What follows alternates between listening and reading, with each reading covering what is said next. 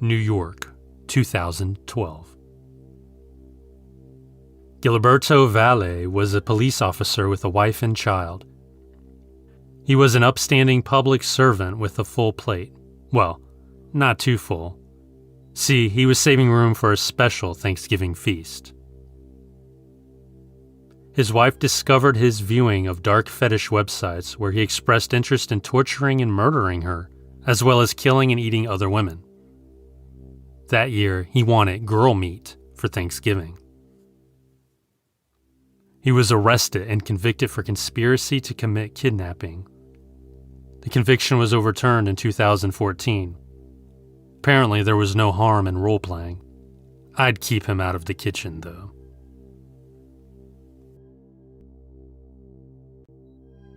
Australia, 2000. Catherine Mary Knight is the first Australian woman to be sentenced to life imprisonment without parole. What did she do? She killed her partner, John Price. Doesn't sound too bad, right? Well, she stabbed Price to death. Hey, it happens. She then skinned him. Put his skin on a meat hook. Oh, it gets better. She cooked his head and various body parts with the intention of feeding them to his children. Poland, 1903 to 1924. A killer with a cold-blooded motive is terrifying. But one without? That's next-level evil.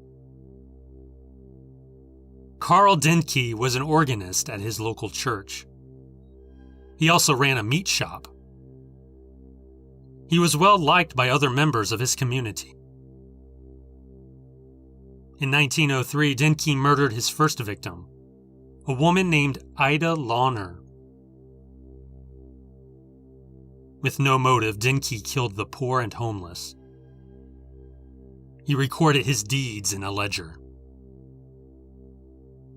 It's believed he sold the flesh of his victims to unsuspecting customers.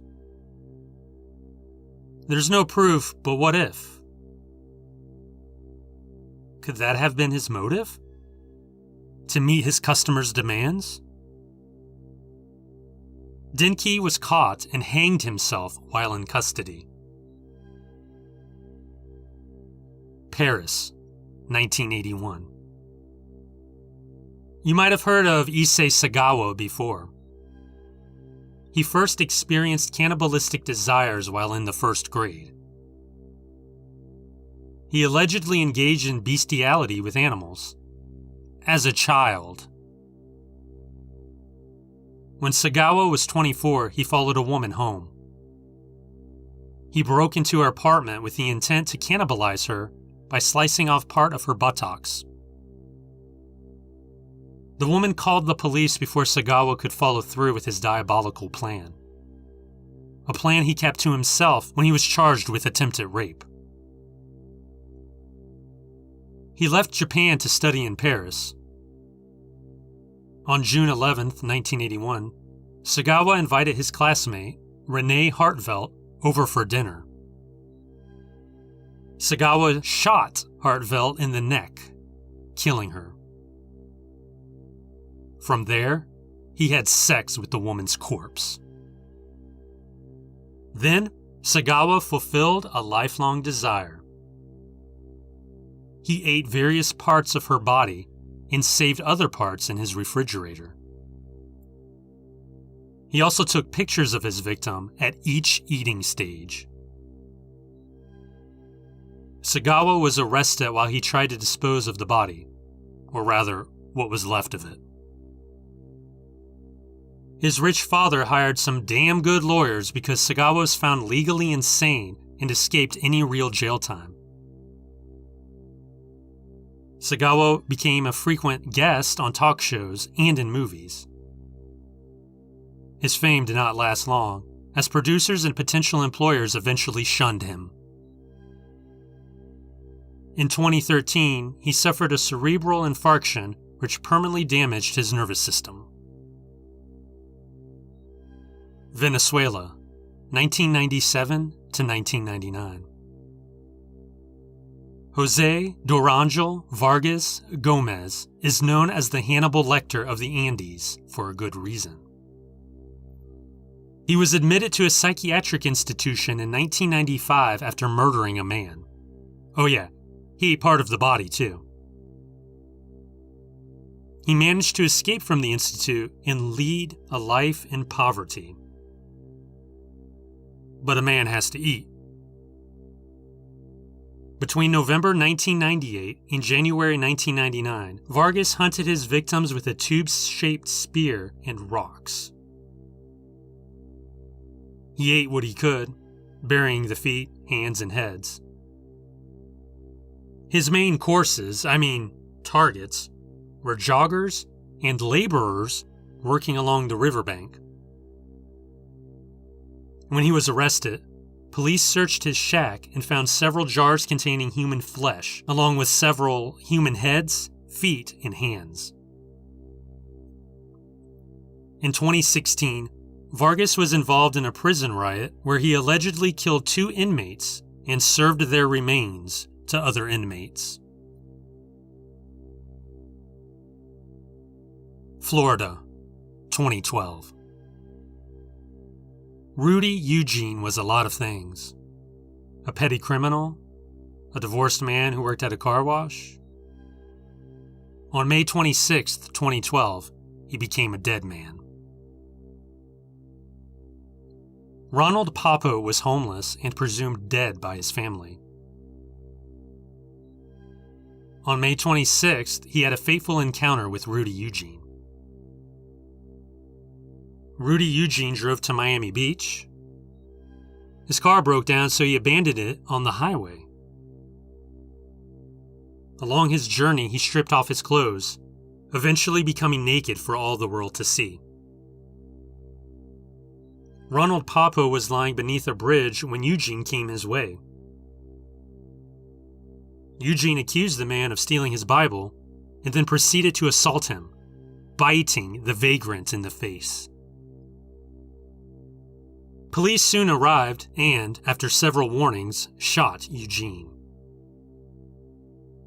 Eugene growled at them and returned to eating Papo's face. Police fired at Eugene 4 more times, finally killing the man. Papo lost his eyebrows, his nose, parts of his forehead and cheek, and his left eye. He was left completely blind due to the damage to his remaining eye. He currently lives at the medical facility which tended to him.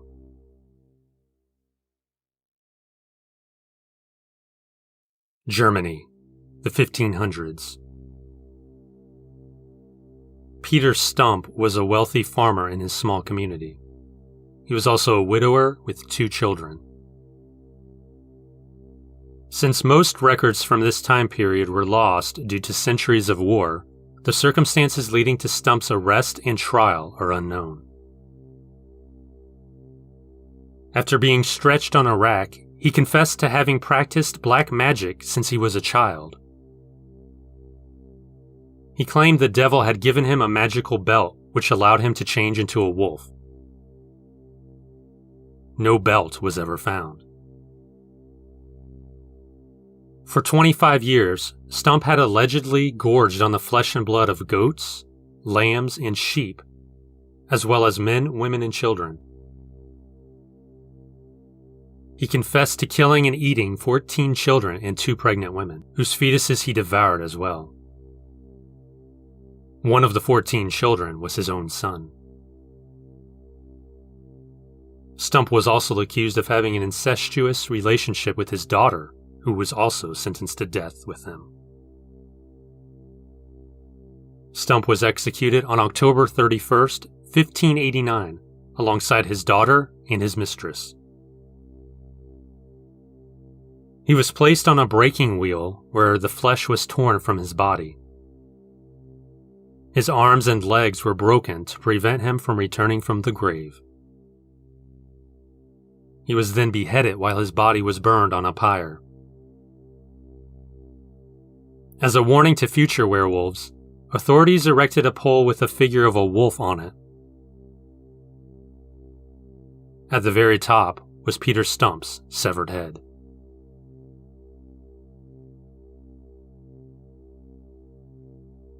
Japan, 1944. 9 American servicemen were shot down over the Japanese-held island of Chichijima. 1 was rescued by Allied forces, but the other 8 were captured by the Japanese and executed. The only one to evade capture was future United States President George H.W. Bush, then a 20-year-old pilot. Shortly afterwards, Japanese Army officers welcomed their Navy counterparts to a dinner. A dinner of flesh. Flesh from the executed POWs.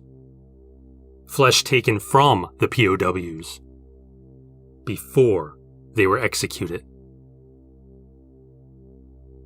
Those Navy officers enjoyed the food enough to carry on the practice until the war ended. In 1947, the case was investigated in a war crimes trial. Of 30 Japanese soldiers prosecuted, only 4 officers were found guilty and hanged. Hungary, 1514. Jorzy Doza was a soldier and nobleman from Transylvania in the Kingdom of Hungary. During the wars against the Ottoman Empire, he was a soldier of fortune who proved quite brave with his actions. However, the actions surrounding his demise overshadowed those heroic deeds. Doza led a peasants' revolt against the kingdom's nobility. The nobility, understandably, did not take kind to this. They sent an army of 20,000 to capture the rebel leader.